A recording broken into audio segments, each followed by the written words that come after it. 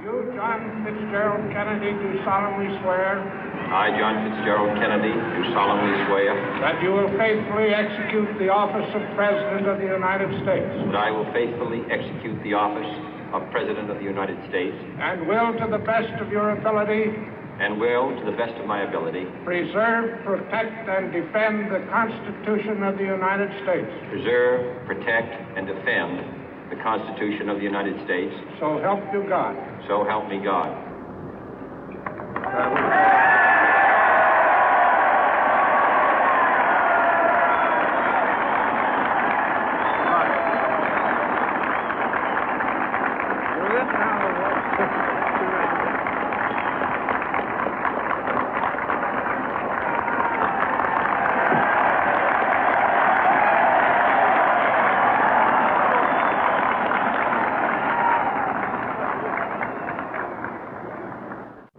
Vice President Johnson, Mr. Speaker, Mr. Chief Justice, President Eisenhower, Vice President Nixon, President Truman, Reverend clergy, fellow citizens.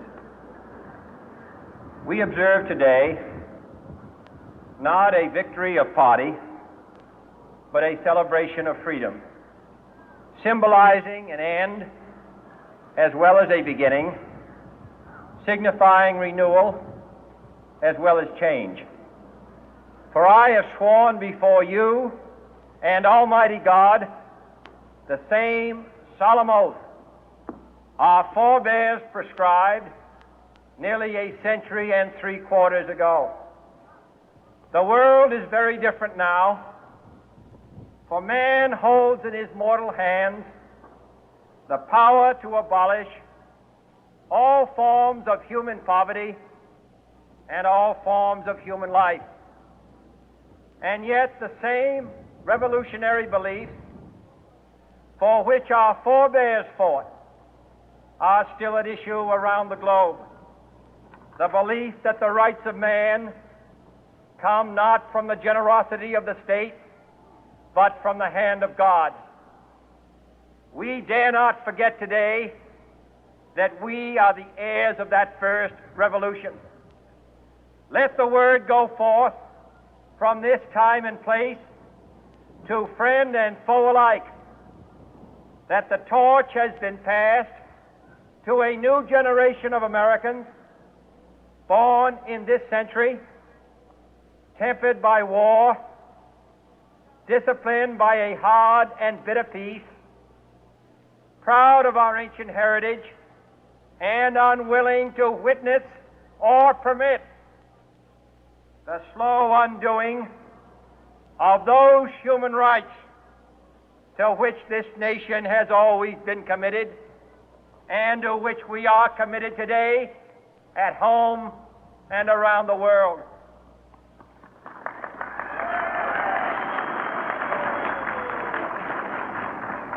Let every nation know, whether it wishes us well or ill, that we shall pay any price, bear any burden, meet any hardship, support any friend, oppose any foe to assure the survival and the success of liberty.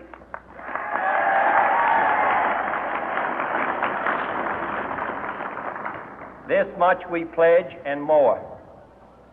To those old allies whose cultural and spiritual origins we share, we pledge the loyalty of faithful friends. United, there is little we cannot do in a host of cooperative ventures.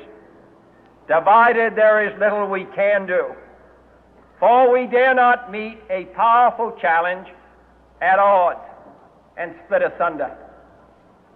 To those new states whom we welcome to the ranks of the free, we pledge our word that one form of colonial control shall not have passed away, merely to be replaced by a far more iron tyranny. We shall not always expect to find them supporting our view, but we shall always hope to find them strongly supporting their own freedom, and to remember that in the past, those who foolishly sought power by riding the back of the tiger ended up inside.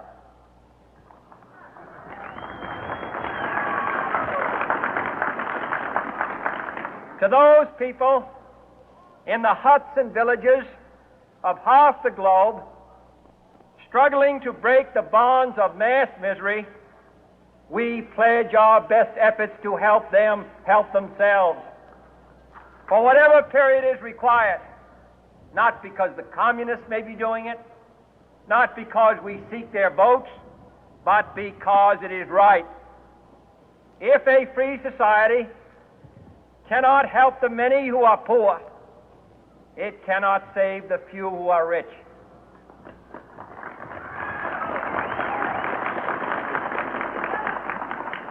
To our sister republics south of our border, we offer a special pledge to convert our good words into good deeds, in a new alliance for progress, to assist free men and free governments in casting off the chains of poverty. But this peaceful revolution of hope cannot become the prey of hostile powers. Let all our neighbors know that we shall join with them to oppose aggression or subversion anywhere in the Americas. And let every other power know that this hemisphere intends to remain the master of its own house.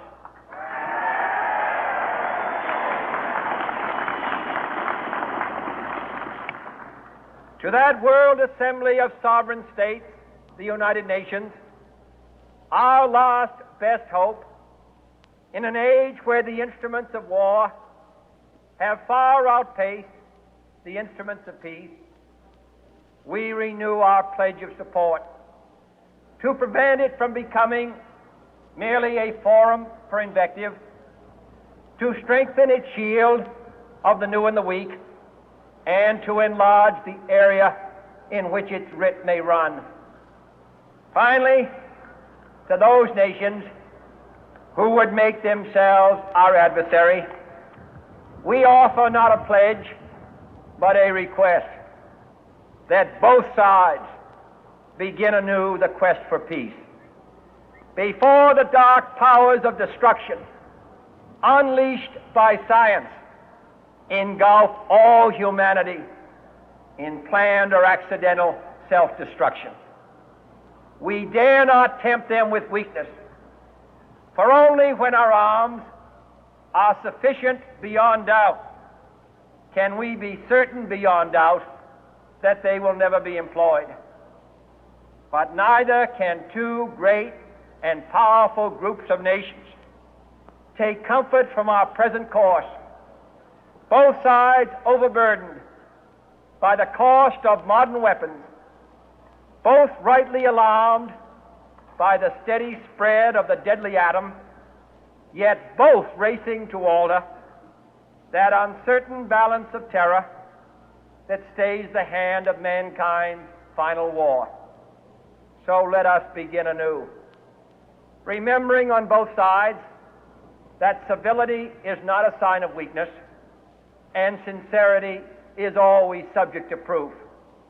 Let us never negotiate out of fear, but let us never fear to negotiate.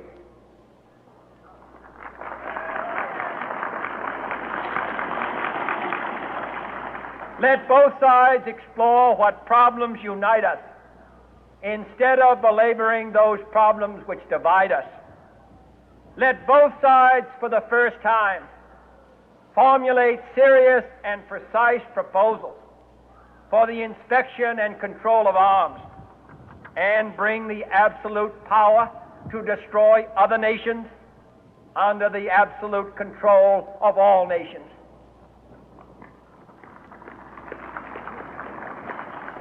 Let both sides seek to invoke the wonders of science instead of its terrors. Together, let us explore the stars, conquer the deserts, eradicate disease, tap the ocean depth, and encourage the arts and commerce. Let both sides unite to heed in all corners of the earth the command of Isaiah to undo the heavy burden and let the oppressed go free. And if a beachhead of cooperation may push back the jungle of suspicion, let both sides join in creating a new endeavor, not a new balance of power, but a new world of law, where the strong are just and the weak secure and the peace preserved. All